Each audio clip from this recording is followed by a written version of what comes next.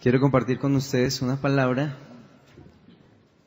que tiene que ver con la unidad en la familia de Dios, la unidad que nosotros debemos tener con el Señor y la unidad que debemos tener como familia. Quiero que veamos, veo algunas caras que no había visto antes. De pronto los que no me conocen, mi nombre es Luis Enrique. Trabajo con el pastor Julián en esta congregación ya hace muchos años. Juan 17, versículo 20 al versículo 21, mejor al 22. Juan 17, del 20 al 22.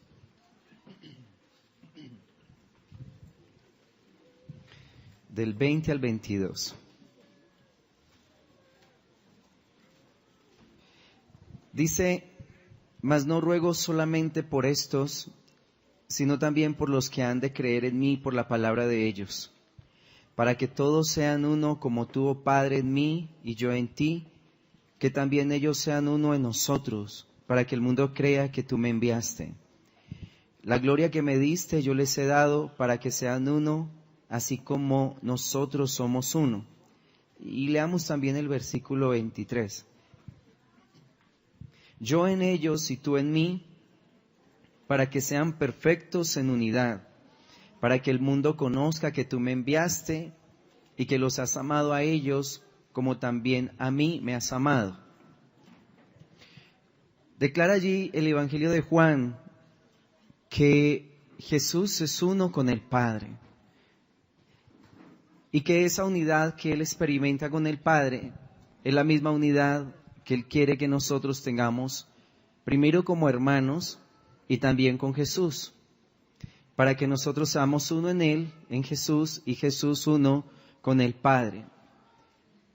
Y menciona que en esa unidad que nosotros tenemos con el Señor hay perfección. Dice: yo en ellos y tú en mí, para que sean perfectos en unidad. Y solo en esa unidad que experimentamos como iglesia y que experimentamos con el Hijo y con el Padre, es que nosotros podemos reflejar verdaderamente la gloria de Dios a los demás. Realmente el Evangelio que el Señor nos ha enviado a predicar lo hace a través de nuestro testimonio, a través de nuestra relación con Él. Nosotros podemos mostrar la vida de Dios a través de nuestras vidas. La predicación del Evangelio no es solo hablar lo que dice la Biblia, no es solo transmitir pensamientos o conocimientos. Realmente el Evangelio se predica con testimonio de vida. Y la única manera de hacerlo es en unidad con el Señor. Así Dios muestra su gloria a través de mi vida para otros. Cuando la gente vio a Jesús, podía ver al Padre, porque Jesús era uno con el Padre. De hecho, en alguna ocasión uno de sus discípulos le dice al Señor: muéstranos al Padre. Y Jesús le declara: tanto tiempo hace que estoy con ustedes y no me han conocido. Porque el que me ha visto a mí, el que me ve a mí, ve al Padre que me envió. Por la unidad perfecta que Jesús maneja con el Padre, cualquiera que viera a Jesús podía estar viendo la gloria de Dios Padre. Así, nosotros somos perfeccionados en unidad. Si no hay unidad, realmente no hay una verdadera manifestación del Evangelio y no hay una manifestación de la gloria del Señor. Cuando nosotros vemos la familia de Dios, Génesis en el capítulo 1 declara que en el principio creó Dios los cielos y la tierra, que la tierra estaba desordenada y vacía. Menciona que el Espíritu de Dios se movía sobre la faz del abismo. Pero Juan en el capítulo 1 declara: en el principio era el Verbo estaba con Dios y el Verbo era Dios. Y el Verbo se hizo carne, dice el versículo 14 de Juan capítulo 1, y habitó en medio de nosotros y vimos su gloria, gloria como del unigénito del Padre. O sea que el Verbo es Jesús. Si en lugar de decir Verbo colocamos la palabra Jesús, Diría, en el principio estaba Jesús, Jesús estaba con Dios y Jesús era Dios. O sea que Jesús estaba en el principio con el Padre.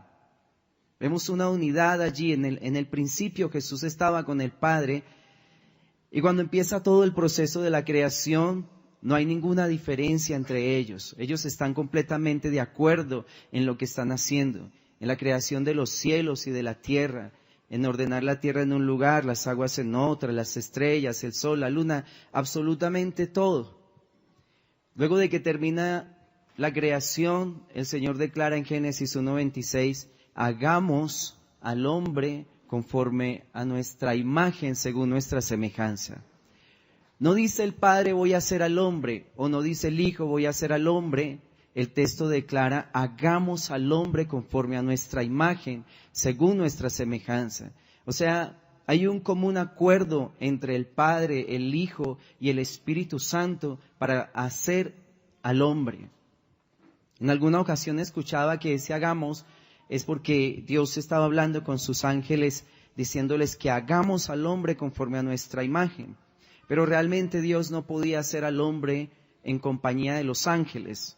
Los ángeles no podían participar de hacer algo nuevo, de crear al ser humano, porque los ángeles mismos fueron creados y no son creadores.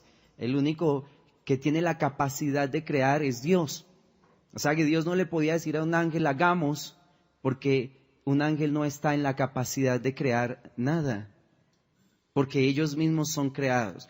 Allí la conversación que el Dios está estableciendo, se está estableciendo entre el Padre, el Hijo y el Espíritu Santo. Y vemos que hay unidad en ellos en cuanto a la creación del hombre. No hay una discusión, hay un común acuerdo, hay unidad perfecta para la creación del ser humano. Y luego de que el hombre cae en pecado, ya había un plan de redención para él que aparece en Génesis, en el capítulo 3, en el versículo 15, donde habla acerca de las dos simientes. Miremos ese texto que está en Génesis 3, versículo 15.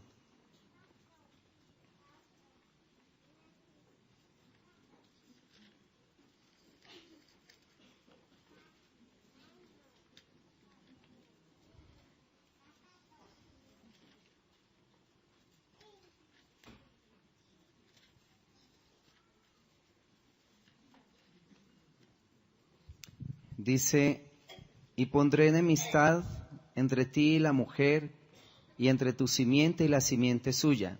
Esta te herirá en la cabeza, y tú le herirás en el calcañar. Ese texto tiene mucha profundidad, menciona dos simientes, dos pueblos que se iban a levantar, un pueblo que iba a caminar con el Señor, un pueblo que iba a estar apartado de Dios. Y ese pueblo que iba a estar apartado de Dios iba a ser de tropiezo para el pueblo que realmente quería caminar con el Señor.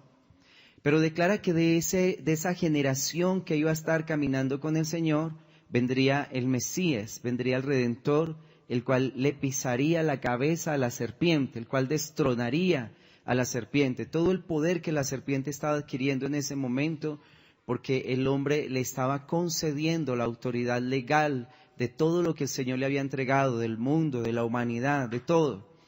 Pero declara que a través de un pueblo que iba a estar caminando con el Señor, iba a venir el Redentor, el Mesías, que le iba a aplastar la cabeza a la serpiente. Que realmente sucedió así. Jesús, cuando muere y resucita, se presenta ante sus discípulos y les dice, toda potestad me es dada en los cielos y en la tierra, vayan y hagan discípulos a todas las naciones. Y en Colosenses, en el capítulo 2, declara que Él en la cruz del Calvario venció a los principados y a las potestades, triunfó sobre ellos y los exhibió públicamente en la cruz del Calvario. O sea, esta palabra de Génesis 3, versículo 15, habla acerca de la redención que vendría para el ser humano a través de la vida de nuestro Señor y de nuestro Salvador Jesucristo. Pero mire que esta profecía se está declarando en el momento en que ellos han caído en pecado. O sea, ya había un plan de redención de parte de Dios para el hombre. Aún antes de que el hombre pecara, Ya había un acuerdo en el cielo entre el Padre y su Hijo acerca de cómo se iba a redimir a la humanidad, acerca de cómo se iba a salvar al hombre después de que éste cayera. Había una unidad y realmente el precio que se tenía que pagar para que el hombre fuera redimido era un precio muy alto, es un precio muy doloroso. Vemos a Jesucristo en la cruz del Calvario completamente lacerado, como lo declara Isaías, molido desde la cabeza hasta los pies.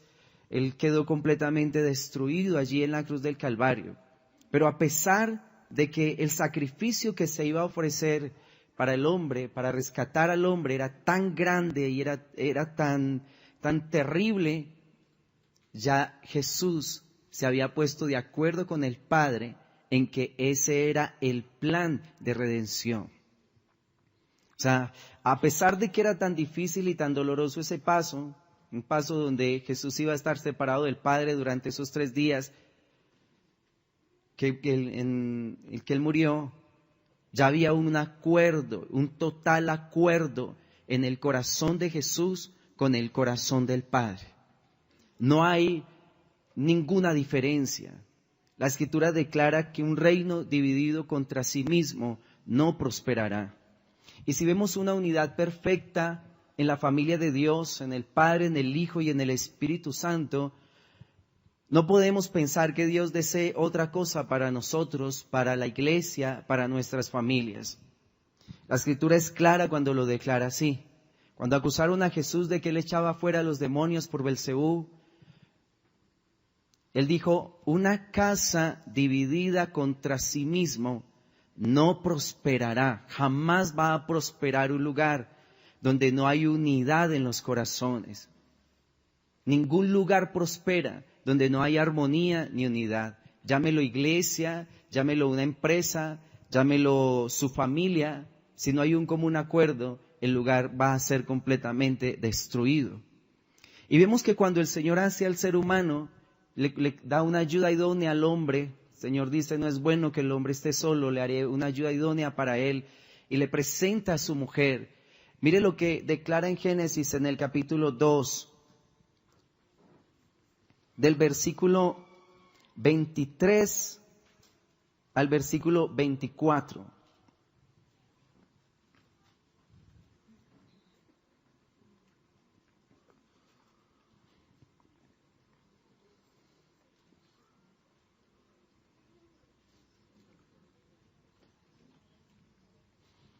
Génesis 2 del 23 al 24 dice, y de la costilla que Jehová Dios tomó del hombre hizo una mujer y la trajo al hombre. Dijo entonces Adán, esto es ahora hueso de mis huesos y carne de mi carne. Esta será llamada varona porque del varón fue tomada. Por tanto dejará el hombre a su padre y a su madre y se unirá a su mujer y serán una sola carne. ¿Cuántos? No, 2, dice, serán una sola carne. Es decir, a través del hombre y de la mujer, Dios manifiesta como su naturaleza divina. Dios muestra sus características, Dios muestra cualidades divinas. No derramó todo su ser solo sobre el hombre o solo sobre la mujer, sino sobre el varón y sobre la mujer. El hombre y la mujer somos diferentes, manifestamos características distintas, pero en unidad mostramos a Dios. El hombre y la mujer en el matrimonio, en familia, están mostrando características del Señor. Y ellos en unidad, porque el Señor los establece en unidad. Dice, dejará el hombre a su padre y a su madre, y se unirá a su mujer, y serán una sola carne. Como que si el matrimonio fuera un espejo de las cosas invisibles de Dios, de la unidad de Dios, del amor del Señor, de la unidad que ellos tienen siempre y del común acuerdo en el que ellos permanecen. Así establece Dios la primera pareja, y de la primera pareja iba a salir toda la humanidad, porque todos venimos de Adán y Eva. De manera que ellos como hogar, como familia, le iban a enseñar a las generaciones acerca de la unidad. Mire cómo empieza un matrimonio.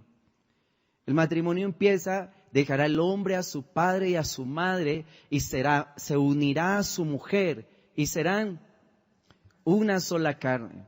Dios, a través de la unidad entre la pareja, está mostrando unas verdades espirituales impresionantes, increíbles, porque el hombre tipifica a Cristo según la palabra y la mujer tipifica a la iglesia. Mira lo que dice Efesios en el capítulo 5.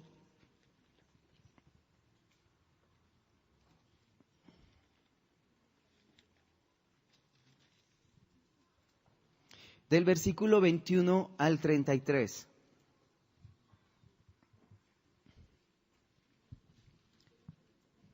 ¿Están todos bien? Sí. Ok. Efesios 5, del 21 al 33. ¿Hay alguien que lo quiera leer? Someteos unos a otros en el temor de Dios. Las casadas estén sujetas a sus propios maridos, como al Señor y de la Iglesia. Por lo demás, cada uno de vosotros ame también a su mujer como a sí mismo, y a la mujer respete a su marido.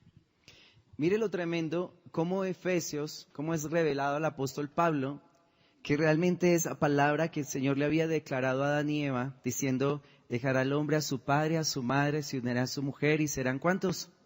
Serán una sola carne, tenía que ver con cosas mucho más profundas que simplemente establecer una relación sentimental. Pero cuando él está hablando acerca de esto, está haciendo una comparación que es impresionante. Está comparando al hombre con Cristo y a la mujer con la iglesia. Porque dice, grande es este misterio. Mas yo digo esto con respecto de Cristo y de la iglesia. O sea, cuando el Señor hace a la primera pareja, Él quiere como derramar su naturaleza divina sobre ellos y enseñarle a todas esas generaciones que venían de ahí en adelante quién era verdaderamente el Señor.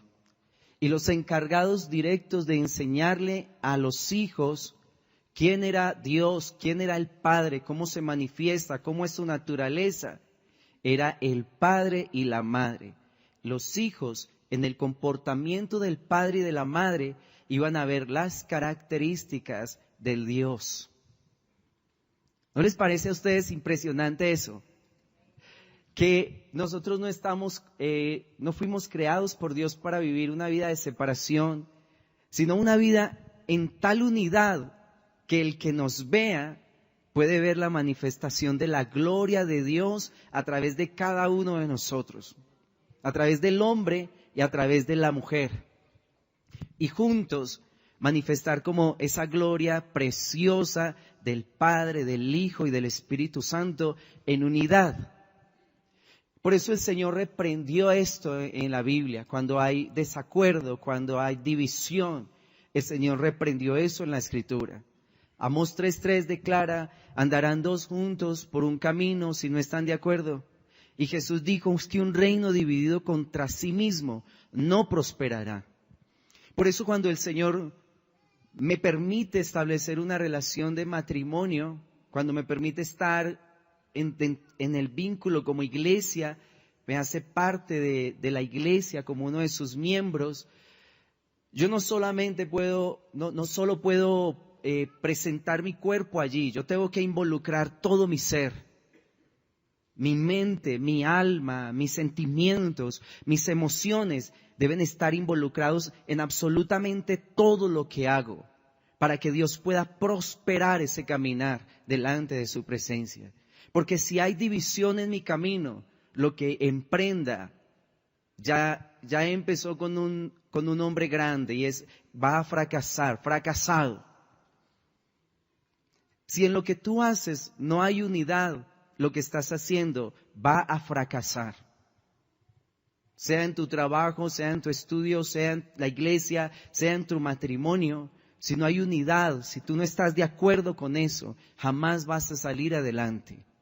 Porque el Señor estableció este fundamento desde el principio, desde la creación del hombre y de la mujer. Dijo, y serán una sola carne, no serán dos, van a estar en tal unidad de pensamiento, en tal unidad de comportamiento, en unidad en todo, para que puedan llevar a cabo todas sus empresas. ¿Y cómo sería la unidad tan impresionante que había en el hombre y en la mujer al principio? Que tú lees la historia de Génesis 3, cuando la serpiente viene a tentar a Eva, y tú no encuentras resistencia en Adán o en Eva, no hay una diferencia de pensamientos. Lástima que para eso también estuvieron de acuerdo, ¿sí? Pero había una unidad en sus pensamientos, porque no se ve que Adán le hubiera discutido a ella o que ella le hubiera discutido a él, que hubiera una diferencia, no, había una unidad en su mente, en su corazón. Para donde iba el uno, iba el otro. Había unidad. Y el Señor realmente cuando constituye hogares, cuando nos da esa oportunidad de tener una familia, nos llama a dedicarnos primero a esa unidad familiar. En 1 Corintios, en el capítulo 7, mira lo que declara el Señor allí.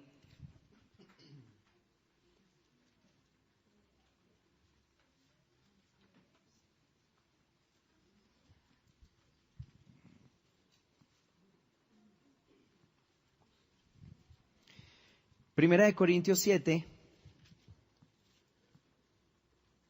del versículo 1 al versículo 5.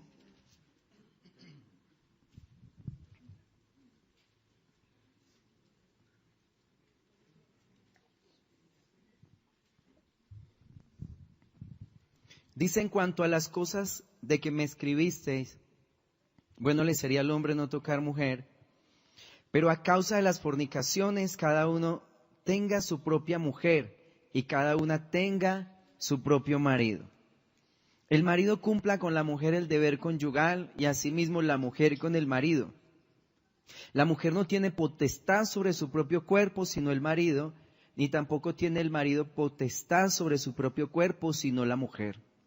No os neguéis el uno al otro, a no ser por algún tiempo de mutuo consentimiento, para ocuparos sosegadamente en la oración y volver a juntaros en uno, para que no os tiente Satanás a causa de vuestra incontinencia.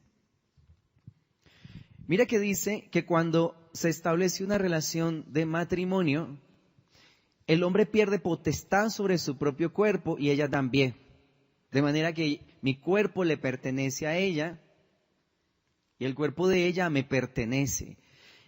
Y una cosa que declara ahí es: no se puede negar. Y el único motivo que menciona para no negarse a estar íntimamente es ¿cuál? ¿Cuál lo menciona ahí? La oración.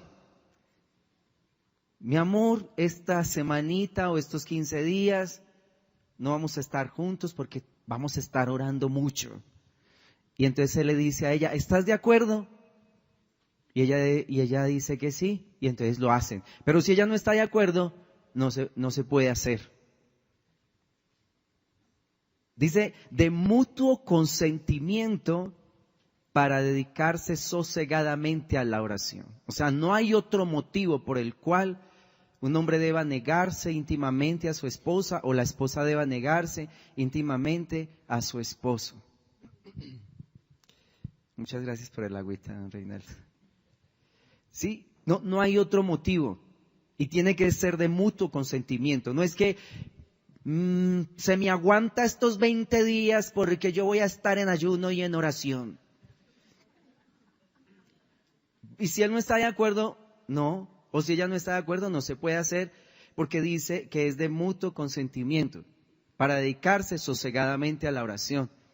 Y declara una necesidad urgente de unirse nuevamente para que no los tiente Satanás a causa de esa abstinencia. O sea que en esa unidad, en ese vínculo, soy librado de la división, soy librado de la separación. Porque tú sabes, si viene una tentación a uno de los dos y cae en adulterio, puede romperse esa unidad familiar. O sea, lo que Dios está haciendo acá es cuidando la unidad entre la pareja. Dice, en el vínculo, en la unidad, en siendo una sola carne, ustedes van a conservar esa unidad. Y no estamos hablando solo de relaciones sexuales. Pues no se trata solo de tener relaciones sexuales, porque si nos casamos no es solo por eso. Es porque hay una unidad en el corazón, en nuestra mente, en nuestras emociones, en nuestros sentimientos. Casarse solo por tener con quien tener relaciones sexuales no es sano. No es sano. El matrimonio va mucho más allá de relaciones sexuales. No es solo eso. Debe haber una unidad de pensamiento, una unidad en el corazón. Y Corintios nos menciona es una forma de mantener viva esa relación, de mantenerla estable, de mantener en unidad, para que el diablo no nos tiente y no haga una ruptura en esa relación. O sea, es en vínculo, es en unidad donde somos librados de la división, de la separación. Por eso los que ya nos hemos comprometido en matrimonio, debemos tener en cuenta todos estos consejos de Dios. Primero es nuestro hogar. Primero es nuestra familia. Y debemos dedicarnos con todo nuestro corazón a mantener una unidad allí, porque a través de la familia vamos a manifestar verdades preciosas de Dios para la humanidad. Yo no puedo declarar que voy a mostrar la gloria de Dios cuando no soy uno con mi esposa, cuando no hay unidad en la familia, cuando en todo momento hay división, hay separación, hay discusión. Yo no puedo decir que estoy mostrando la gloria del Señor cuando provoco un problema grandísimo en mi casa y después me vengo para el culto diciendo, primero es el Señor.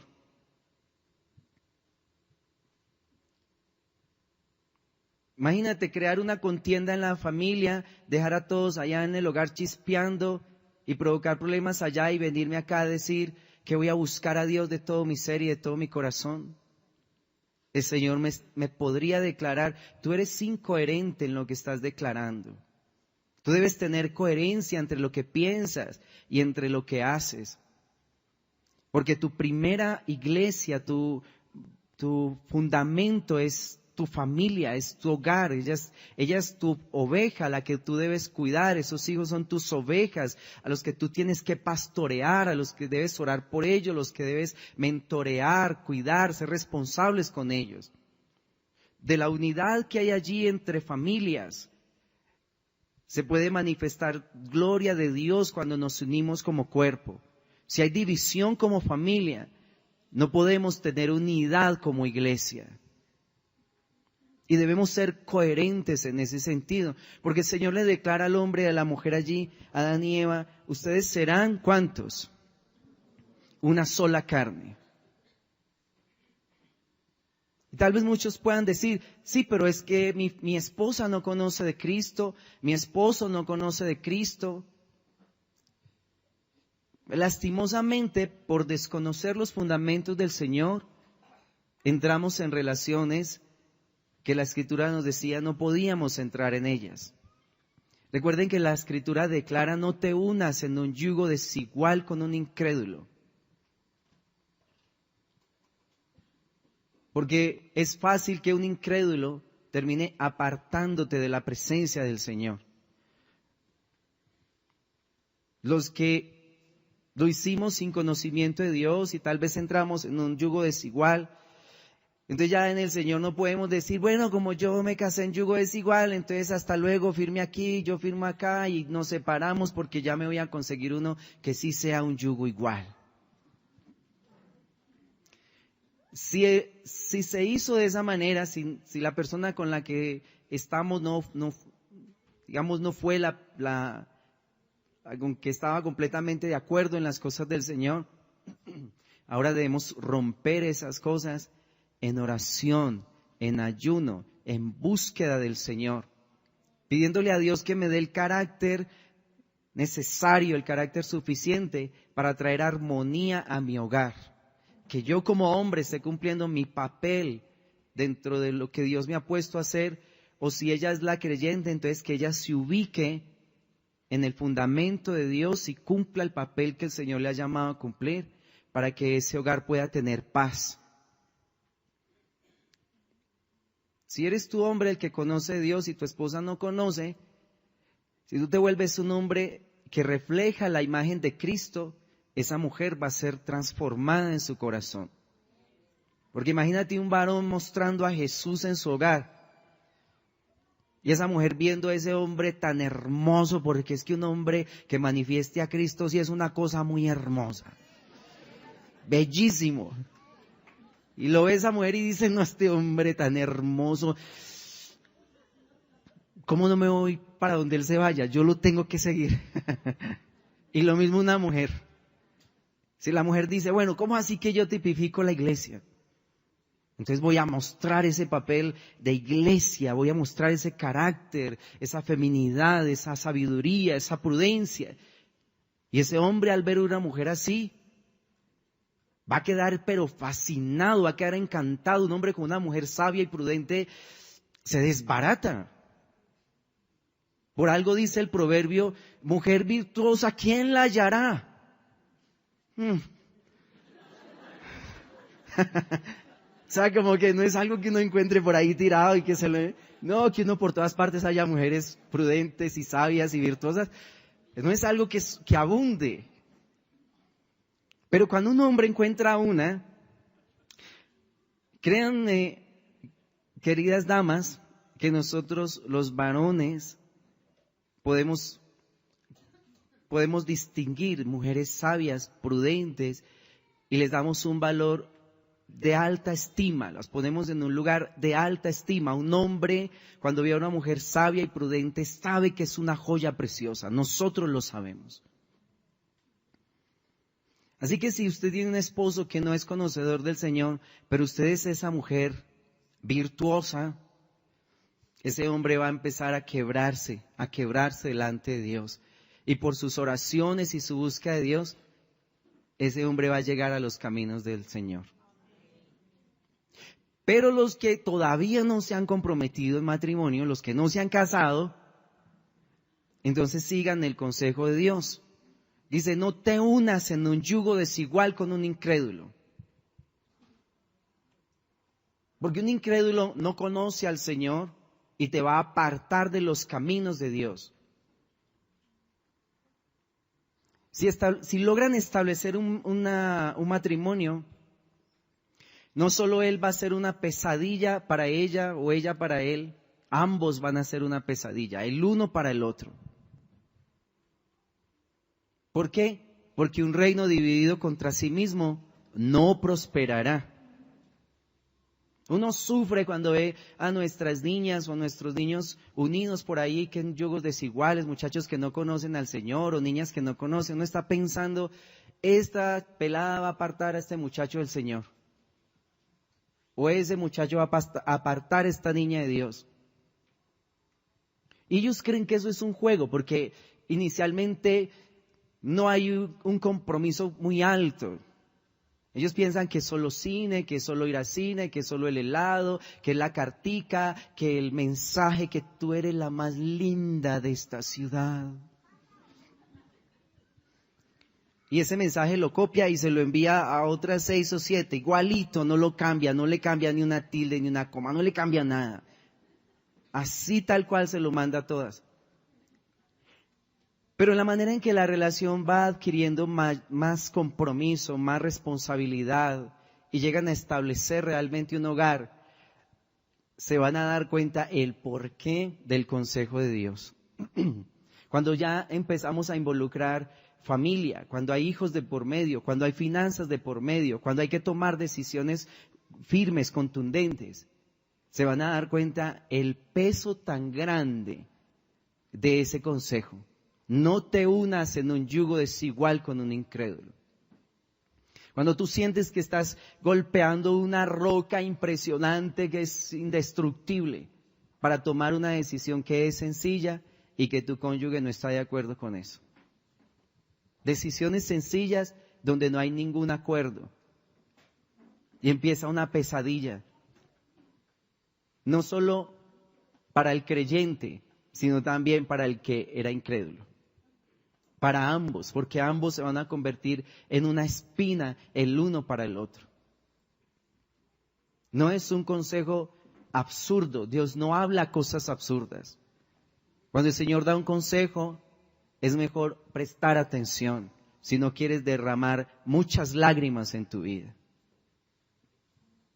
Porque formar un hogar, la Escritura no menciona que un hogar sea para una semana ni para 15 días, no. Declara hasta que la muerte los separe. O sea, no son cosas absurdas los consejos de la Biblia. Dice, no te unas en un yugo desigual con un incrédulo. No juegues con eso. Vas a llorar mucho, te lo aseguro. Si quieres, te firmo, garantizándote que vas a llorar y llorar y llorar y llorar. Mucho vas a llorar. Por eso es mejor ahora, en tiempos de paz, tomar decisiones sabias, prudentes en el Señor, para no tener problemas más adelante. Entonces Dios cuida esa unidad en la familia. Y allí en 1 Corintios declara que en ese vínculo, en esa unidad que establezco con mi cónyuge, soy librado de la separación, de la división. Nosotros debemos cuidar el vínculo del matrimonio.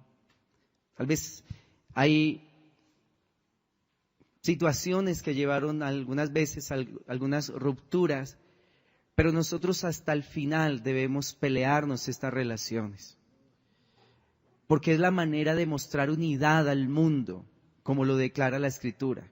Porque el Señor dice, ustedes serán una sola carne.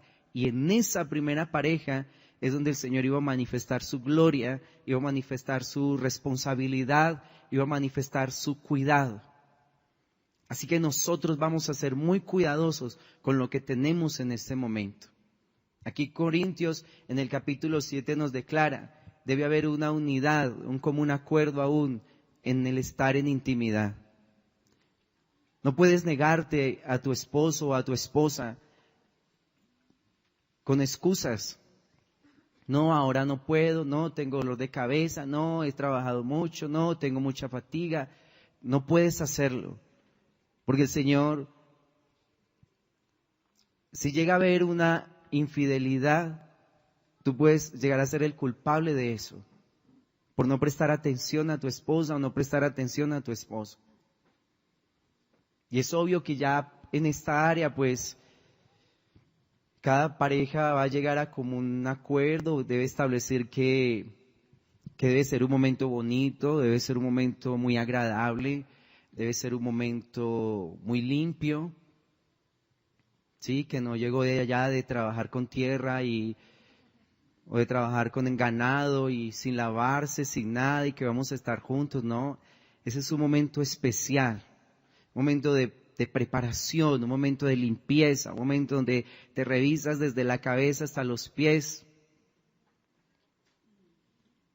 Tú sabes que por causa de la muerte que entró en el hombre, esa muerte se manifiesta en el cuerpo. A nosotros, los seres humanos, nos resultan malos olores por todas partes. Por los oídos, por la boca, por las axilas, los pies, por delante, por detrás, por todas partes. Así que ese momento de intimidad debe ser un momento bonito, un momento limpio, un momento donde tú te revisas todo. Te revisas, que sea un momento muy agradable. Que la falta de aseo, los malos olores no vayan a ser un impedimento o no se conviertan en una piedra de tropiezo para que tu pareja se niegue. Y si trabajas la mecánica, ya sabes, bien limpio las manos, todo. Si trabajas con ganado, si trabajas con tierra, este momento debe ser muy especial, muy hermoso.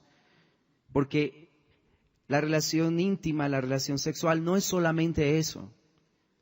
En la relación sexual hay una unidad entre las almas. Hay una ligadura de almas. Por eso debe hacerse dentro del vínculo matrimonial, no fuera del matrimonio. A veces ministramos casos de personas que abrieron esta área sexual fuera de tiempo y quedaron ligadas a personas con las cuales no se casaron.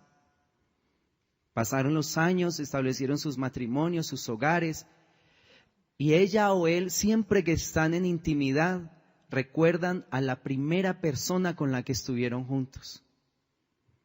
Aunque tiene un esposo ahora, o aunque tiene una esposa, su alma quedó ligada a la primera persona con la que tuvo relaciones sexuales. Y mientras está con su esposo, piensa en ese novio que tuvo. Porque no es solo sexo, hay una ligadura de almas. Y sabes una cosa, las relaciones sexuales es una de las maneras más rápidas de quedar endemoniado si se tienen fuera del matrimonio. Porque se hacen una sola carne y hay personas que tienen demonios y ni siquiera saben que tienen demonios. Uno piensa que un endemoniado es ese que grita, que se revuelca, que echa espuma, pero no, mucha gente tiene espíritus, diferentes espíritus. La Biblia menciona que hay espíritus de mentira, que hay espíritus de adivinación, que hay espíritus de enfermedad. Y esos espíritus buscan vivir dentro de los cuerpos. Y cuando se tienen relaciones íntimas, al hacerse un solo cuerpo, el espíritu se pasa al otro cuerpo. O sea, no solo que queda una atadura, una ligadura en el alma, sino que queda una opresión espiritual muchas veces en las personas.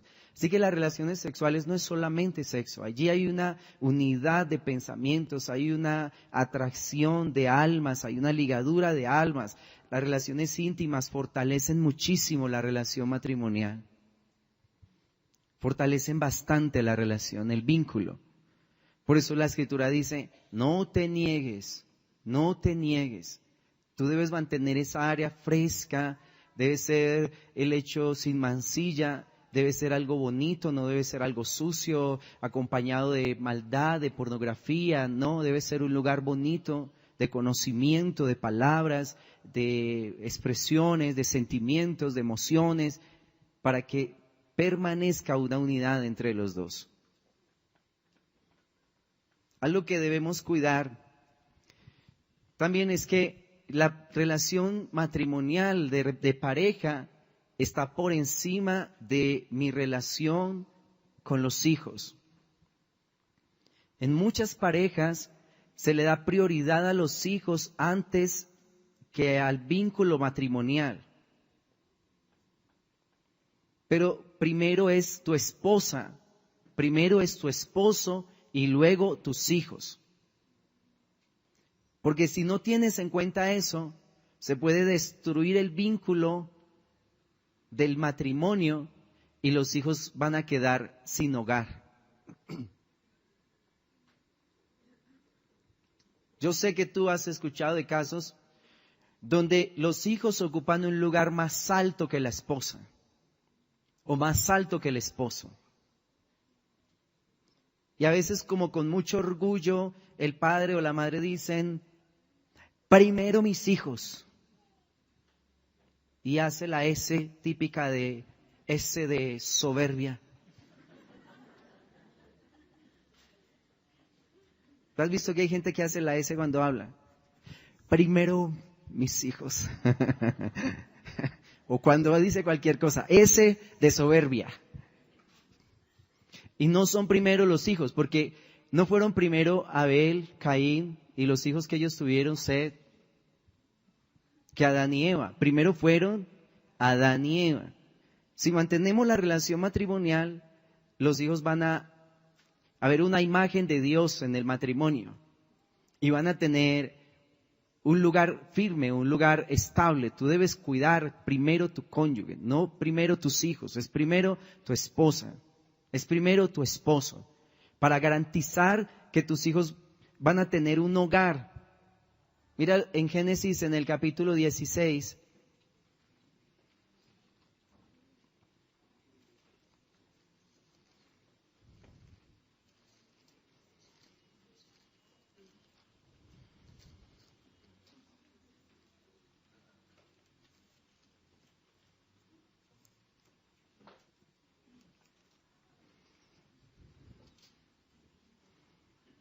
Allí en Génesis 16 menciona la historia de Agar y de Ismael.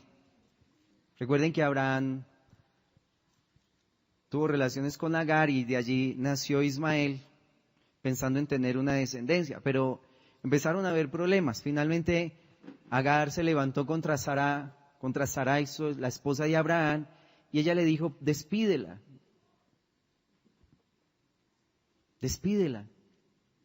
Y Abraham inicialmente, bueno, ella está en tus manos, es lo que declara allí el versículo 6. Y respondió Abraham a Sarai, he aquí tu sierva está en tu mano, haz con ella lo que bien te parezca.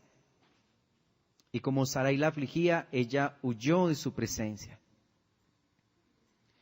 O sea, no le iba a dar a Abraham un lugar más alto a su esclava que a su esposa. Finalmente la entregó en las manos de Sarai. Y más adelante, cuando nace el niño, también hubo problemas. Con el nacimiento de Isaac, Ismael empezó como a maltratar a Isaac. Y entonces Sara le dice, bueno, ¿qué es este problema que hay? No, tenemos que despedirlas. Y ahorita el problema era un poquito más complicado porque era una mamá con su hijo. ¿Y saben qué hizo Abraham con Agar y con Ismael? Los despidió de su casa. Ahí en el capítulo 21, del versículo 8 al 14.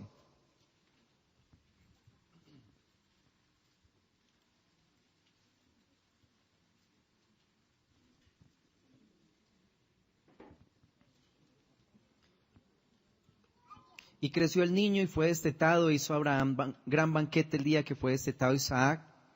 Y vio Sara que el hijo de Agar la egipcia, el cual ésta le había dado a luz a Abraham, se burlaba de su hijo Isaac. Por tanto dijo a Abraham, echa a tu sierva y a su hijo, porque el hijo de esta sierva no ha de heredar con Isaac mi hijo. Este dicho pareció grave en gran manera a Abraham a causa de su hijo.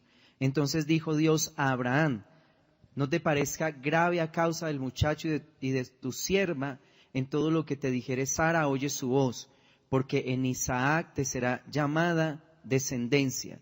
Y también del hijo de la sierva haré una nación, porque es tu descendiente. Entonces Abraham se levantó muy de mañana y tomó pan y un odre de agua y lo dio a Agar, poniéndolo sobre su hombro, y le entregó el muchacho y la despidió. Y ella salió y anduvo errante por el desierto de Berseba. Pues mira, era difícil para Abraham echar a Agar y a Ismael, porque Ismael era su hijo. Pero ¿qué hizo Abraham? ¿Defendió a Agar y a Ismael? Mira que no hay una actitud soberbia en Abraham diciendo, pues muy de malas. ¿Cierto? De malas. Usted fue la que me dijo que me acostara con ella, ahí nació ese muchachito, pues se lo tiene que aguantar. Mire que no hay una actitud así de obligar a su esposa a aceptar a Agar y a Ismael. No lo hizo así Abraham. Y él consulta al Señor y el Señor le dice, no, tú vas a defender tu hogar, tu familia, es Sara tu esposa, ella es la mujer que está incluida dentro de la promesa, ella es la madre de las naciones.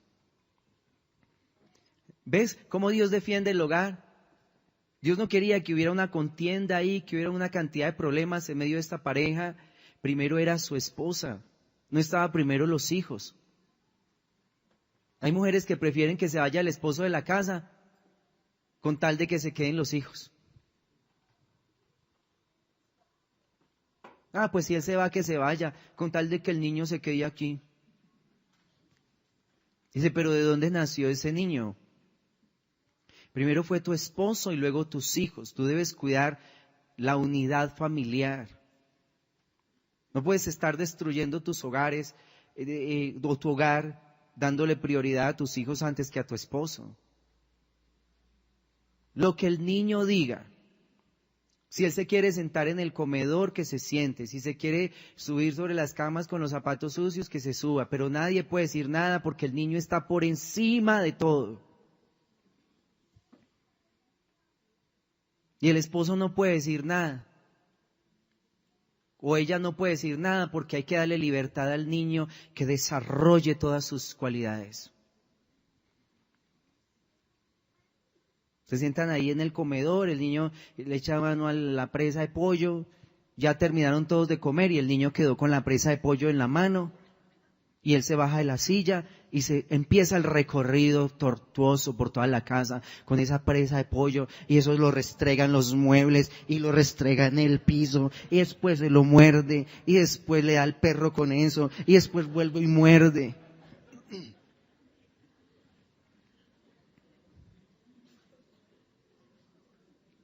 Y después ellos vienen y se le prenden del pantalón a todo el mundo con esa presa de pollo. A veces que uno hace alguna visita y ve esos casos, es uno como, ay, es uno escondiéndose. Ay, los muebles, ay, las paredes, ay. Pero nadie puede decir nada porque el niño está por encima de todo el mundo. Hay que dejarlo en libertad para que él no se vaya a frustrar después. Y lo que hacemos es levantar niños malcriados, niños que no conocen normas, niños que hacen todo lo que quieren, niños que no aprecian las cosas, que no tienen ninguna clase de disciplina. Pero nadie puede decir nada. Y si dice, se forma el problema más serio en un hogar por eso. Porque a los niños no se les enseña comportamiento, se dejan hacer todo lo que ellos quieren. Pero en este caso que vemos a Abraham, esa familia a través de la cual el Señor dio a luz la nación de Israel, vemos que él defendía su unidad familiar. No era primero Ismael, primero su esposa, primero la integridad de su familia. Despidió a Agar con Ismael. Imagínate qué doloroso para un hombre coger a su esclava y dejarla ir hacia el desierto, un odre de agua, pan solamente, no les dio riqueza, no se menciona que les haya dado riqueza, simplemente los despidió. ¿Qué estaba haciendo él? Defendiendo su familia. ¿Qué es que yo no estoy de acuerdo? ¿Qué es que sí estoy de acuerdo? Son cosas que en el Señor debemos llevarlas al secreto. No podemos resolver las cosas en familia con discusiones y con pleitos. Debemos ir al secreto y decirle al Señor, Señor, trae unidad por tu Espíritu para nuestras vidas. Trae unidad por tu Espíritu en lo que vamos a hacer con nuestros hijos, en la educación que les vamos a dar, en las normas que vamos a establecer para ellos. Que nos podamos poner de acuerdo, Señor, pero trae unidad por el Espíritu. Porque de lo contrario empieza el roce. Y donde hay ese roce, donde hay contienda, mira lo que declara la Escritura en Santiago.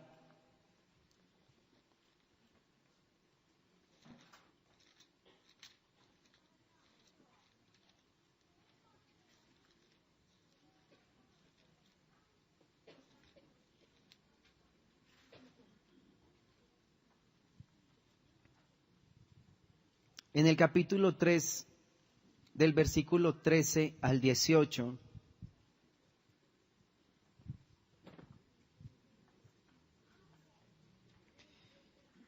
Santiago 3 del 13 al 18 dice, ¿quién es sabio y entendido entre vosotros? Muestre por la buena conducta sus obras en sabia mansedumbre. O sea, si realmente hay sabiduría en una persona, si hay entendimiento de las cosas del Señor, dice, va a tener una buena conducta y sus obras van a ser en sabia mansedumbre. O sea, no es una persona alterada, no es una persona que está imponiendo con ira, que es que aquí se hace lo que yo digo porque yo soy el que merco. Dice, sus obras en sabia mansedumbre. Pero dice, pero si tenéis celos amargos y contención en vuestro corazón, no os jactéis, ni mintáis contra la verdad. O sea, si hay problemas, si hay contención, yo no puedo decir que estoy súper con el Señor cuando al tomar decisiones o al decir algo lo tengo que hacer en amargura, lo tengo que hacer en contención. Cuando las cosas son del Señor, son como un río en calma, las aguas son dulces, son apacibles, no hay ira ni contienda. Porque esta sabiduría no es la que desciende de lo alto, sino terrenal, animal y diabólica. Porque donde hay celos y contención, allí hay perturbación y toda obra perversa. ¿Te das cuenta? O sea que esas decisiones no se pueden tomar en contención. Porque donde hay contención, donde hay celos, allí hay ¿qué? Perturbación. Allí hay perturbación y toda obra perversa. O sea, un hogar en contención es un caldo nutritivo para toda obra perversa. De allí puede surgir cualquier maldad, cualquier situación de perversión, puede surgir de un ambiente donde hay celos amargos y contención. Es el ambiente propicio para toda obra perversa. Pero la sabiduría que es de lo alto es primeramente pura, después pacífica, amable, benigna, llena de misericordia, de buenos frutos, sin incertidumbre ni hipocresía. Y el fruto de justicia se siembra en paz para aquellos que hacen la paz. Mira, nosotros como creyentes debemos cuidar todos los ambientes donde el Señor nos ponga, para que esos ambientes sean como tierra fértil para las cosas del Señor, no tierra fértil para la maldad.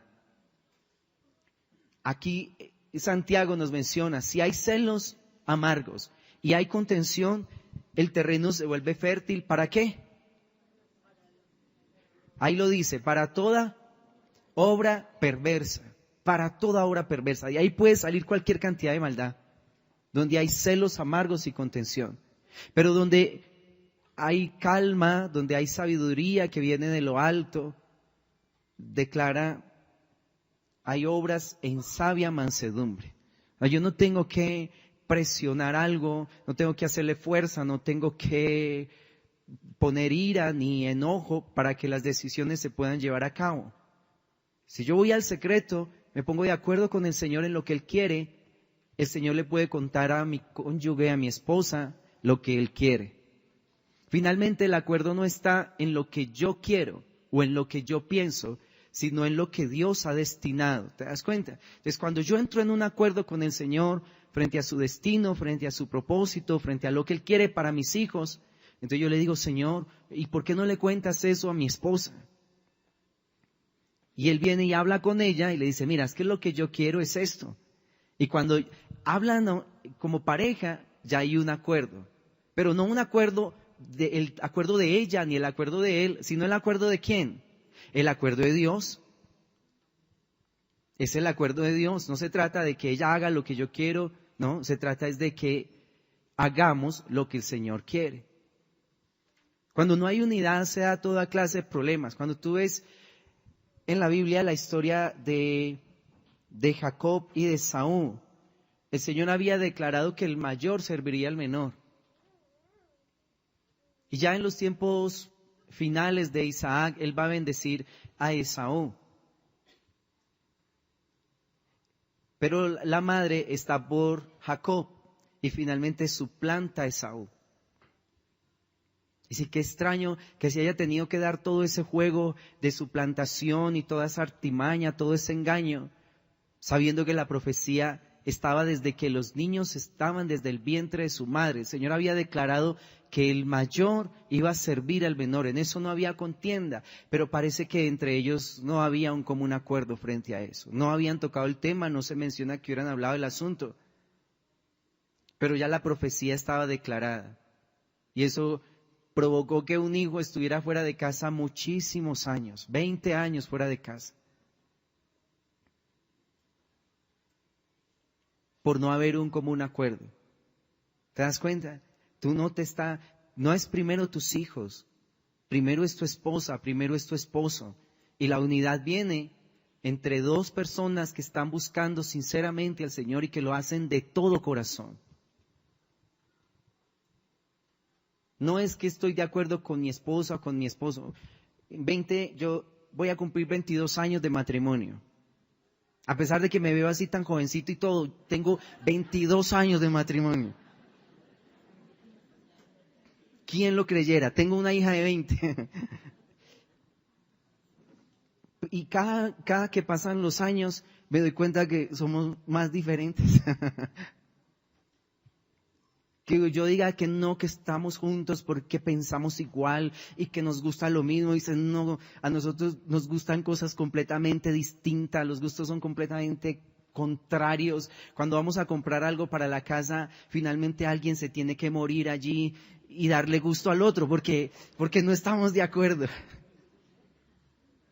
Lo que le gusta a ella a mí no me gusta, lo que a mí me gusta a ella no. Entonces a veces ella dice, no, llevemos este.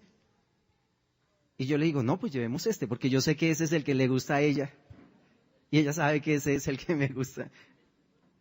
Finalmente a veces muere ella, a veces muero yo. Pero nunca nos gusta lo mismo. Los gustos son totalmente distintos, tenemos pensamientos que van hacia lados opuestos. En lo que estamos de acuerdo es en lo que Dios le habla a ella y lo que me habla a mí. Y ahí hay unidad. Pero en cuanto a gustos, somos completamente diferentes. ¿Sí? Ok, entonces hagamos un repasito. ¿Qué cositas hemos mencionado? ¿Qué fundamentos mejor hemos mencionado que debemos tener cuidado con ellos en este tiempo? La unidad familiar. El cuidado que debemos tener en la intimidad, en las relaciones íntimas. Acabamos de hablar que prioridad mi esposa o el esposo, que la prioridad no son los hijos. Que el Señor va a traer unidad en las decisiones que tengamos que tomar con ellos. También quiero poner este fundamento y es que nunca pongas a tus hijos contra tu cónyuge.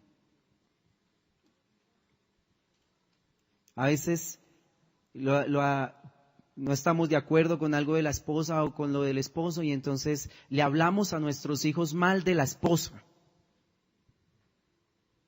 Y sabes que cuando haces eso, estás quebrantando un fundamento de Dios que está en Efesios, en el capítulo 6 del versículo 1 al 3, que dice, honra a tu padre y a tu madre. Es un mandamiento con promesa para que te vaya bien y seas de largos días sobre la tierra. ¿Te das cuenta? O sea, si cumplo ese mandamiento, el Señor me garantiza prosperidad y largos días sobre la tierra. Pero si lo incumplo, voy a vivir una vida en desgracia. Así que cuando le hablas a tu hijo en contra de tu cónyuge, tú le estás enseñando a quebrantar un mandamiento de Dios.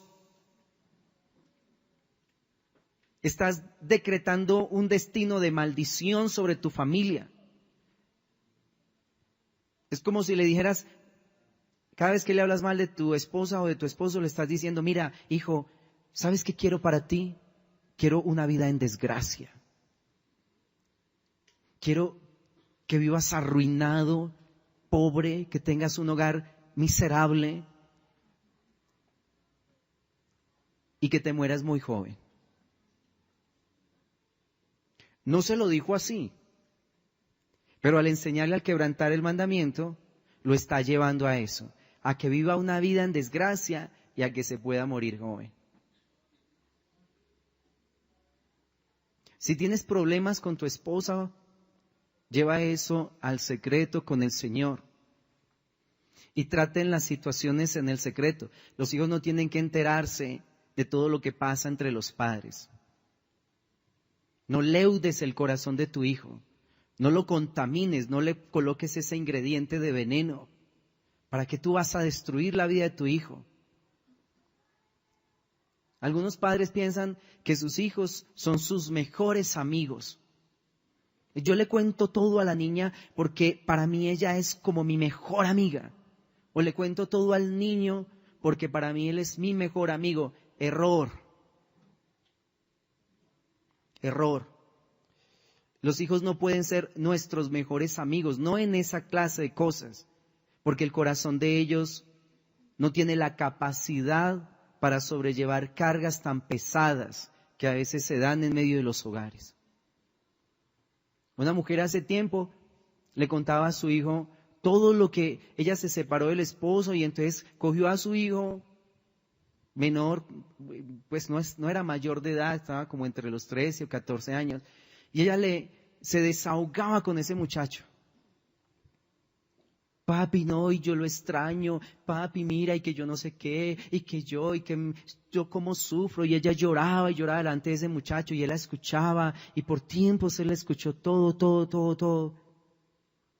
Y un día que ella llegó a su casa, encontró a ese joven colgado en una habitación. Y tenía una carta ahí, había dejado una carta donde le decía, mami, perdóname porque yo estoy haciendo esto, pero es que yo no te puedo ayudar. Y me siento tan frustrado de no poderte ayudar, de no poder ser verdaderamente un consuelo para ti, de no poder resolver tus problemas económicos, de no poder resolver tus situaciones, que yo prefiero matarme antes que verte sufriendo de esa manera.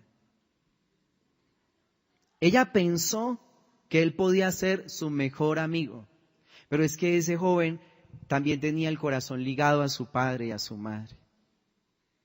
Para él era doloroso todo lo que estaba sucediendo. Y uno de los más afectados con la separación fue él. ¿Te das cuenta? A veces llegan las facturas a la casa y el papá las coge y empieza a decirle a los hijos cuánto valen. ¿De dónde voy a sacar la plata para pagar las facturas? Y dice, oye, a tu hijo ¿qué le interesa? ¿De dónde tú vas a sacar la plata? ¿Para qué tú hablas asuntos económicos con un niño de 8 o 9 años? Él todavía no está trabajando. Cuando esté trabajando le dices, mire, mijo, llegó la factura.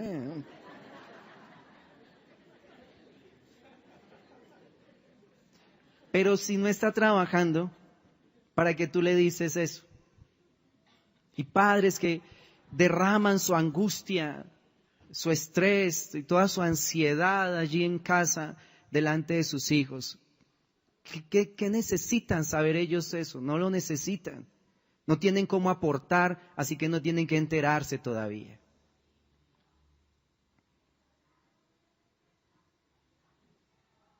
Yo tuve un tiempo donde me angustiaba, hace muchos años me angustiaba cuando entraban esos cheques debajo de la puerta y uno veía esos precios tan elevados.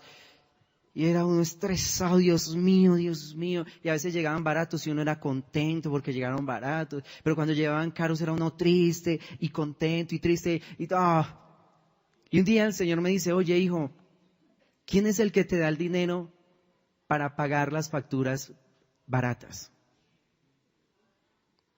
Y yo, tú, Señor, tú, claro, tú me das la provisión. Ajá. ¿Y quién te da el dinero para pagar las facturas caras? Y yo, Señor, tú. Bueno, entonces deja de preocuparte por eso. Yo te doy para pagar las baratas y también te doy para pagar las caras. ¿Cuál es el problema? ¿Por qué formar esas tormentas en el hogar y por qué angustiar a todo el mundo con cargas económicas? Nosotros como hombres hemos recibido ese gran honor, ese gran privilegio de Dios de responder económicamente por nuestras familias. Y cuando el Señor nos puso ahí, nos da la provisión también. Jamás Dios te va a poner a hacer algo solo. El Señor siempre va a estar contigo. El Señor te pone a hacer algo y te dice, no te preocupes, yo voy contigo en esto. Tú no mercas, no pagas facturas, no respondes económicamente porque eres suficientemente capaz. Es porque el Señor te ha dado la provisión. Así que los asuntos económicos resuélvelos con Dios, no con tus hijos. No charles con tus hijos esas cosas. ¿De dónde vaya a sacar la matrícula? ¿De dónde la pensión? ¿De dónde esto? ¿De dónde aquello? Esos no son temas para hablar con ellos. Esos son temas para hablarlos con el Señor. Puedes crear niveles de angustia en ellos. Puedes crear un estrés tan alto en sus corazones. Puedes estar afligiéndoles su caminar sin ninguna necesidad.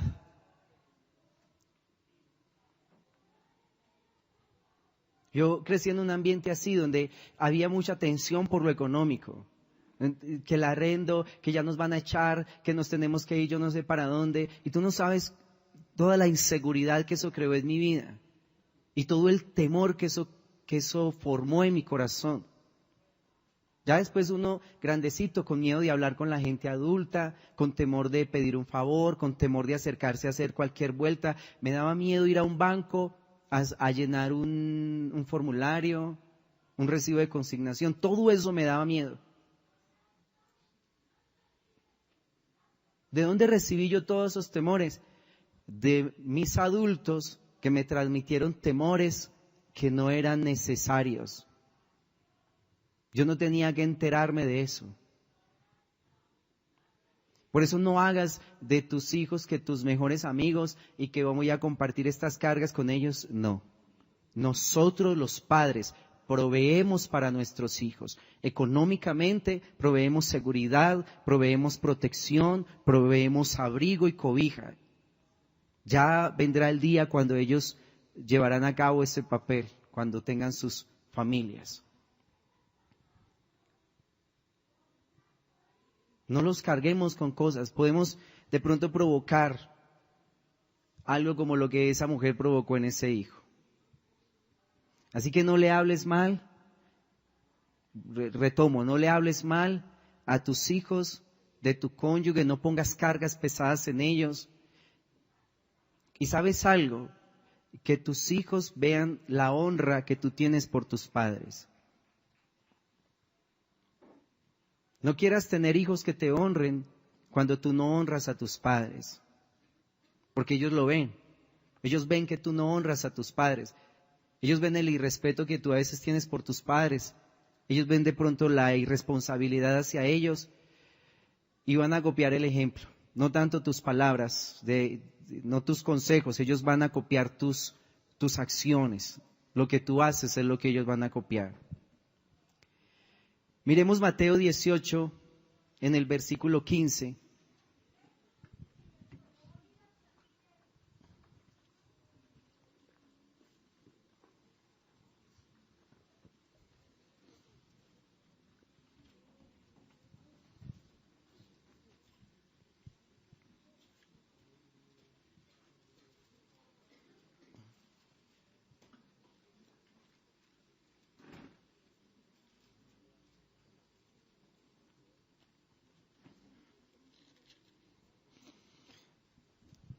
Dice, por tanto, si tu hermano peca contra ti, ve y repréndele estando tú y él solos.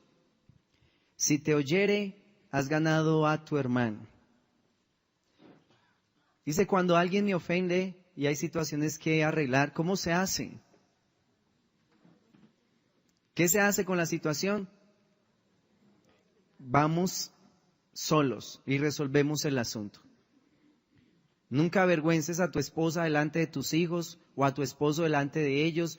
No exhibas las debilidades delante de ellos. Ve al secreto y concilia con tu esposo, con tu esposa. Ellos no tienen que enterarse de nada. Para que no estemos sembrando cizaña y maldad en esos corazones y leudando esas vidas, porque eso va a afectar el destino de nuestros hijos. Yo quiero para mis hijas un buen futuro.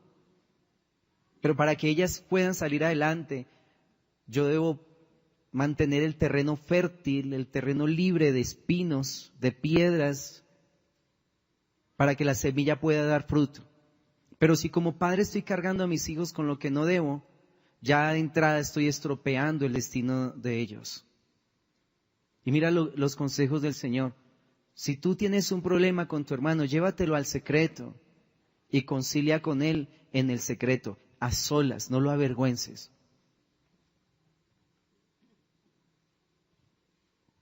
Creo que una de las cosas con las que nosotros debemos tratar en nuestros corazones es con el enojo a veces. A veces hay mucho enojo en el corazón, hay mucha herida, mucha amargura, cosas que vienen aún desde la niñez y que cuando venimos al hogar las derramamos todas allí. Por eso es que le exhibimos las debilidades, le gritamos delante de todos, imponemos, defendemos como un territorio. Y sabes algo, el matrimonio no es un lugar donde debamos defender territorios o defender espacios. Cuando nos casamos, tenemos un solo espacio para todos. no tengo mi espacio. Hay muchos que defienden sus espacios, respéteme mis espacios. Dice, ¿cuál espacio? Si usted ya se casó, de hecho usted dejó de ser suyo. ¿Se acuerdan lo que leímos en Corintios? Ya no se pertenece, ya que va a defender espacios. Este es mi espacio, esta es mi habitación donde yo voy a estar solo, este es mi espacio. Ya no tienes espacios, perdiste tu privacidad, ya no estás solo, ahora son dos. Y algunos son tan conchudos que hasta le colocan clave al celular. Manejan sus informaciones, sus datos, sus confidencias, sus pecados. Dice, no, mira, somos uno, ahora es un solo espacio, no hay terrenos que defender. Si cada uno nos ubicamos en el lugar que el Señor nos dio, cuando llegamos al matrimonio, llegamos para dar lo que hemos recibido, no para demandarle a otros. Que yo me casé para que este hombre me haga feliz o para que esta mujer me haga feliz. Entraste mal. Para eso no se casa uno. Porque si tú estás buscando felicidad en tu cónyuge, estás lejos del diseño, lejos del propósito del Señor. Porque tu felicidad es hacia el Señor. Tú la obtienes de Dios. Y cuando entras al matrimonio, entras a aportar lo que has recibido. Ya no vas a estar demandándole a nadie. Estás dando lo que has recibido de parte del Señor.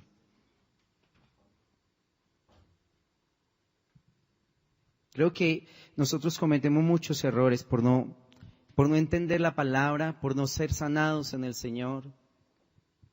Cuando nosotros conocimos de Dios, o mejor cuando nosotros nos casamos, mi esposa y yo nos casamos, veníamos, sobre todo yo, con muchas heridas de la niñez. Pero hartas heridas, en todas las áreas. Prácticamente como que me casé para hacerla infeliz. Y esos primeros meses fueron horribles, horribles.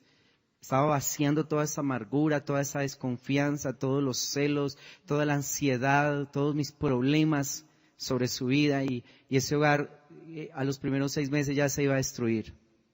Fue allí cuando nosotros conocimos del Señor, porque ese matrimonio se iba a acabar en los primeros 6 meses. Y cuando conocimos del Señor, yo encontré realmente lo que estaba buscando, lo que deseaba mi alma, lo que me satisfacía completamente. Y creo que no ahondé en esta parte de la familia, no escudriñé realmente lo que es una familia en el Señor. Y empecé a pensar más como ministerio, como búsqueda de Dios, sin tener en cuenta que tenía un hogar, que tenía una familia. Me dediqué a trabajar con la iglesia, con células, con grupos de jóvenes, a enseñarle música a un grupo de jóvenes. Digo a enseñar música entre comillas porque yo no sé tocar, pero buscábamos excusas para tener a los chicos ahí como activos y enseñándoles lo poco que nosotros sabíamos. Y empecé a descuidar esa relación matrimonial. Y creo que es ahí donde nosotros debemos enfocar nuestra atención. Porque de la unidad, como hablamos al principio, que tengamos, depende el futuro de nuestros hijos, depende la estabilidad como iglesia. Y el Señor empezó a darme unos encuentros muy hermosos con Él. Y realmente, cuando empezamos, mi esposa también estaba con el Señor nos bautizó en lenguas el mismo día, o sea, una cosa muy linda. Estábamos orando y el Señor trajo oración en lenguas sobre nosotros. Pero yo me enfoqué hacia el cuerpo, hacia la iglesia y descuidé la parte más importante que el Señor había puesto a mi lado, mi esposa. Y el Señor empezó a hacerme advertencias. Y una advertencia que el Señor me hizo, la hizo a través de un sueño.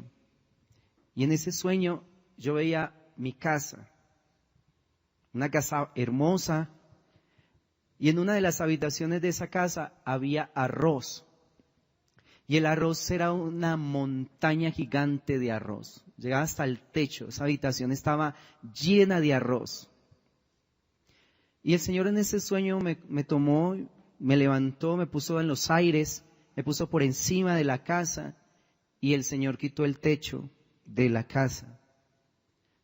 Y cuando Él quitó el techo, sobre el arroz había una serpiente enroscada.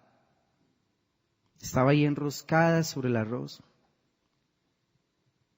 Y entonces yo maté la serpiente, bueno, la saqué del lugar, pero ella soltó como un pigmento negro que dañó parte del arroz. No mucho, pero dañó la parte de arriba del arroz. Saqué el arroz con una pala y bueno, quedó el resto.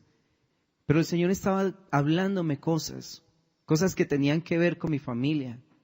Me estaba mostrando que mi familia realmente era un lugar de provisión, que había alimento en mi casa, que había abundancia de comida en mi casa, pero que había un peligro. Y a veces uno se obstina con cosas y no puede ver lo que el Señor le está hablando, no puede escuchar, no puede ver sus caminos. Cuando el Señor empieza a advertirle de esas cosas, uno debe prestar atención. No es primero ministerio, no es primero este lugar, primero es mi casa, mi familia. Yo no lo entendí así. Yo me dediqué a hacer ministerio, a hablarle a la gente del Señor, a trabajar con jóvenes, a trabajar en alabanza, a trabajar con los niños. Yo fui maestro de iglesia infantil.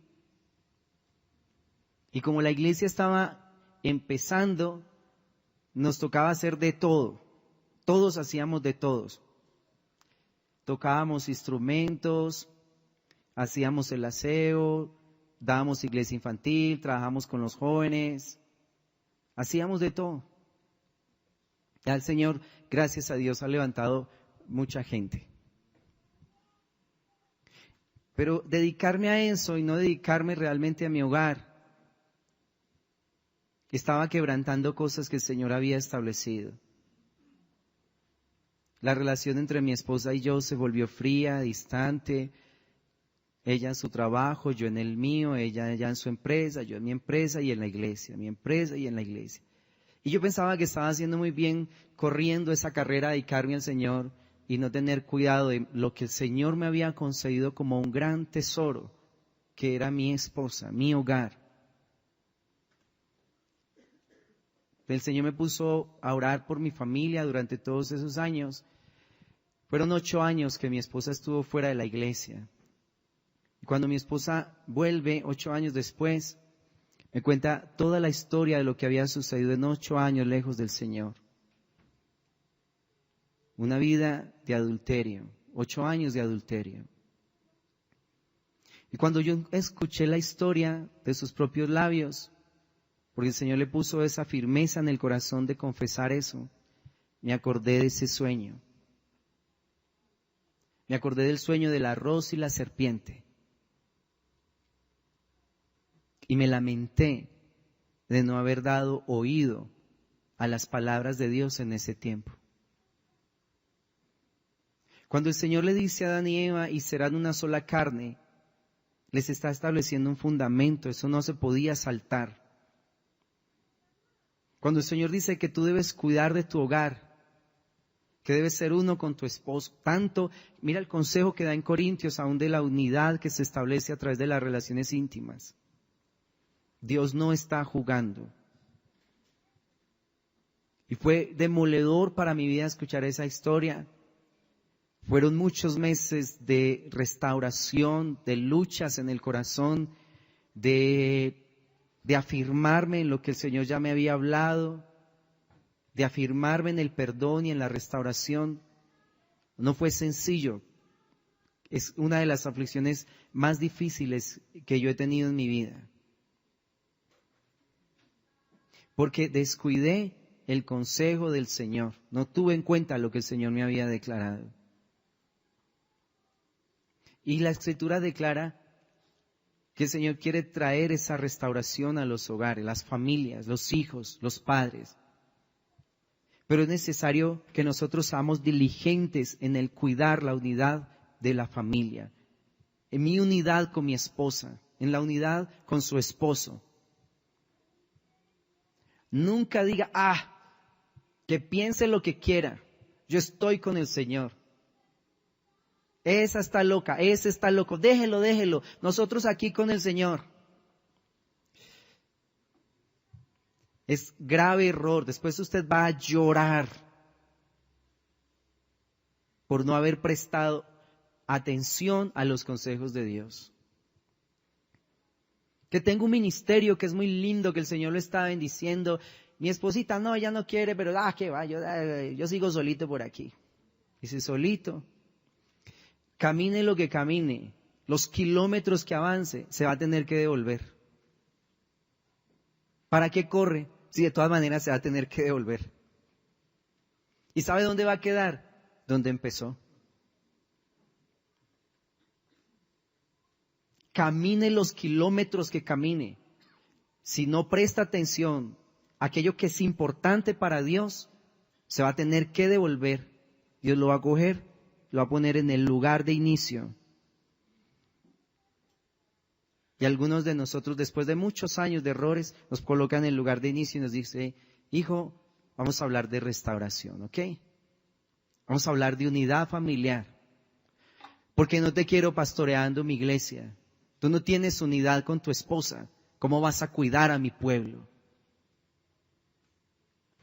Si tú no eres una sola carne con aquella que yo te entregué como regalo, ¿cómo vas a tocar mi iglesia?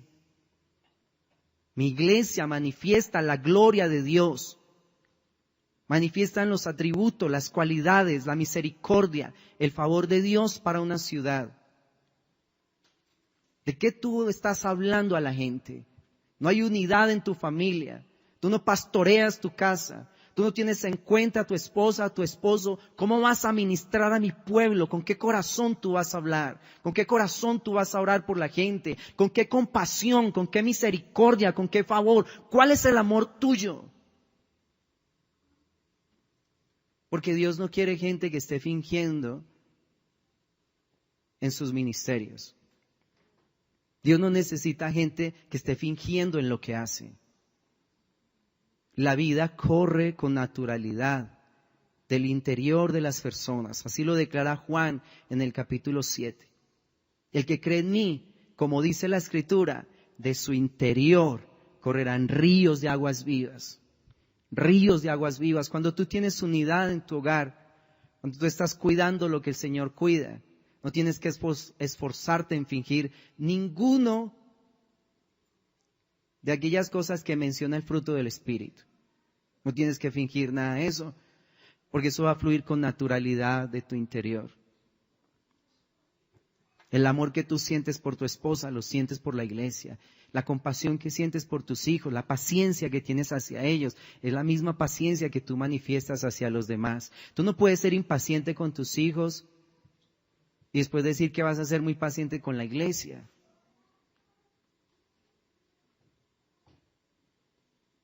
Pastores que tratan súper bien el grupo de jóvenes, que tratan súper bien la gente en la iglesia y en sus casas son unos ogros. Dice que el Señor dice, oye, sé coherente, por favor, sé coherente. Muchos hijos de pastores tienen grandes reclamos diciendo, mi papá es uno en la casa y otro allá en el pueblo. Mi papá a mi mamá no la escucha, mi papá a mi mamá le grita.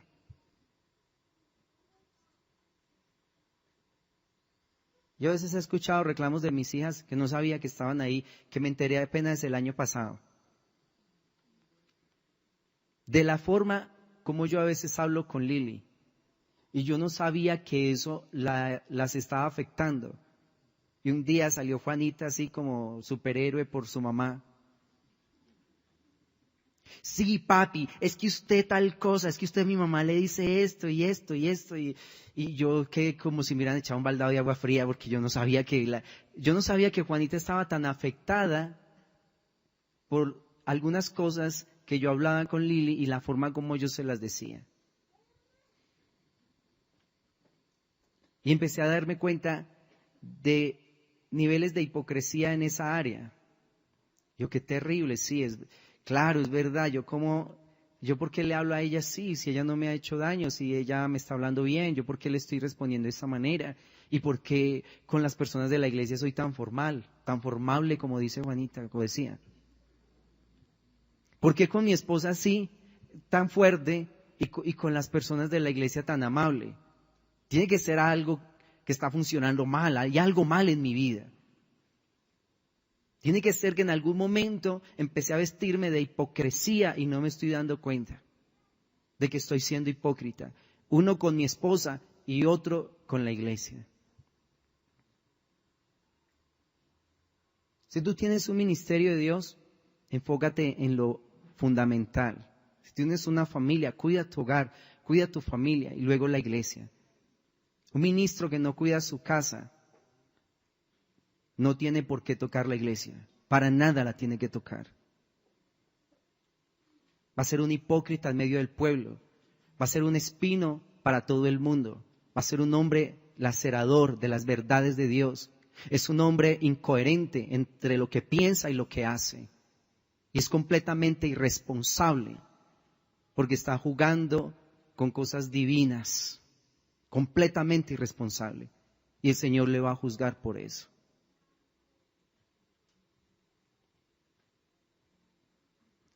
Alguien con un hogar destruido, ¿cómo va a ministrar a la iglesia? Que lo destruyó por insensatez, por brusquedad, por enojos. ¿Cómo va a ministrar al pueblo de Dios? ¿Para qué? No tiene que tocarlo para nada. Porque va a dañar muchas vidas.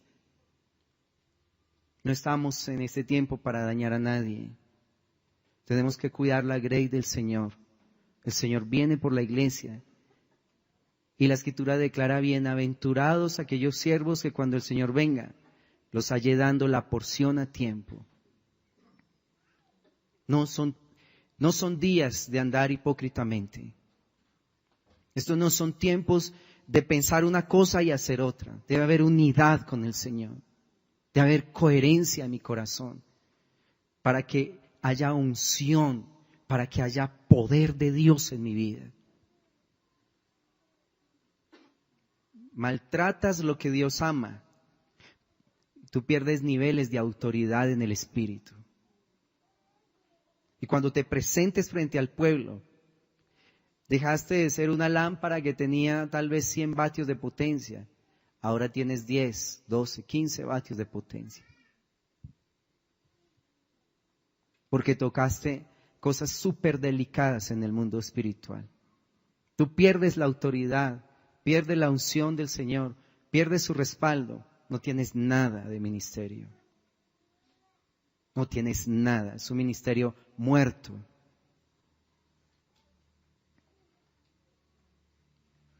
Gloria a Dios que nos dio la oportunidad como familia de corregir, empezar a enmendar nuestro camino, de poner atención a estas cosas. Pero tal vez testimonios como el mío te puedan ayudar antes de que venga la calamidad. Amén. Quiero que nos pongamos de pie, que te pongas de pie y vamos a orar en este momento.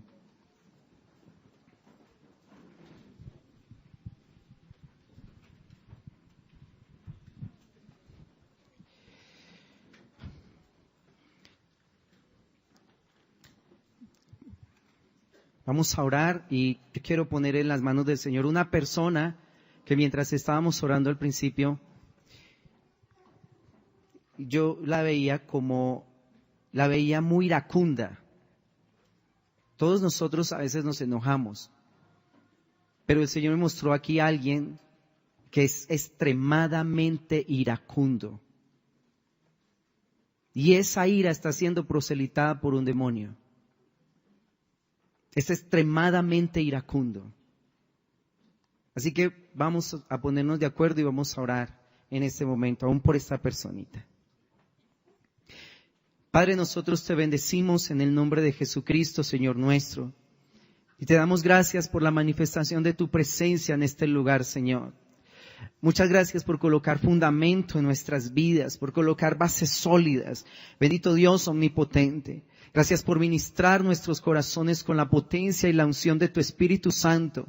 Bendito Rey de Gloria, Señor del cielo y de la tierra. Gracias por impartir sobre este lugar la vida de tu Espíritu, Señor. Sobre cada corazón, sobre cada mente, sobre cada alma. Bendito Dios omnipotente, danos la gracia. Bendito Dios amado, en este tiempo de corregir nuestro caminar delante de tu presencia, Señor. Padre, la iglesia, tú la estableciste como a través de la cual tú quieres manifestar tu gloria y tu poder. No estableciste un cuerpo, Señor, para manifestar mentiras o hipocresías. Bendito Dios, el cuerpo de Cristo, la iglesia, va a manifestar tu gloria, Señor. Va a manifestar sanidad, va a manifestar restauración, va a manifestar el fruto del Espíritu. Va a ser una iglesia que sabe amar, que sabe entregarse, una iglesia llena de bondad y de misericordia.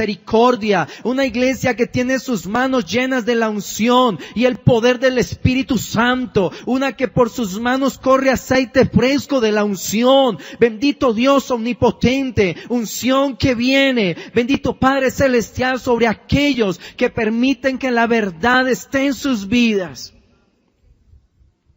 Gracias, Padre, por ministrar a tu iglesia en esta hora, Señor. Por permitir, Padre, una renuncia a nuestros corazones, a todo aquello que es falso, a todo aquello que es aún en hipocresía y en engaño. Bendito Dios omnipotente y Padre de gloria. Gracias, Padre, por ministrar nuestros corazones y darnos la fuerza, la vitalidad y el vigor. Bendito Dios omnipotente, para ir de acuerdo al diseño. Para estar de acuerdo contigo en lo que tú declaraste, Señor amado. Por favor, vivifica nuestras vidas, oh Dios. Líbranos de todo espíritu de engaño, Señor omnipotente. Líbranos, Padre, que no seamos proselitados por espíritus de engaño que nos llevan a vivir vidas dobles, amado Señor, que nos llevan a vivir vidas, Padre Celestial, donde no somos conscientes que una cosa pensamos y otra cosa estamos haciendo. Afina a tu pueblo, Padre. Afina a tu pueblo en la verdad.